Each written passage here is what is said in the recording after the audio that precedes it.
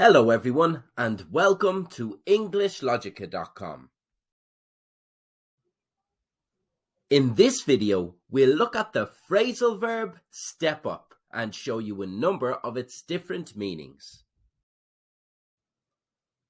Meaning 1 of the phrasal verb step up is to increase performance or advance in something, especially when the current effort is not enough.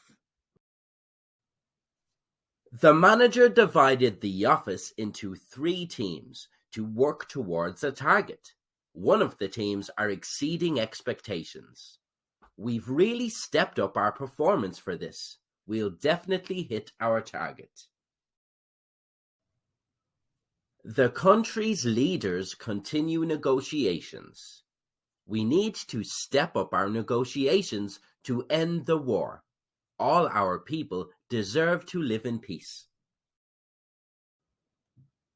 The factory won a new contract. We need to step up our production to ensure we meet these extra demands. Meaning 2 of step up is to put oneself in the limelight or firing line in order to achieve something that will first require hard work. This meaning has similarities to the idiom step up to the plate. Nobody would own up to what happened, and the teacher threatened to punish the whole class. So one of the kids said, "I did it." Well, at least someone stepped up to claim responsibility. As she recalled her journey through her career, she touches on some important points. If I didn't step up and take on more in the office, I never would have put myself in the frame for my first promotion. They lost in the final. They just didn't have anyone that could step up and take the game by the scruff of the neck. So let's look back on what we covered.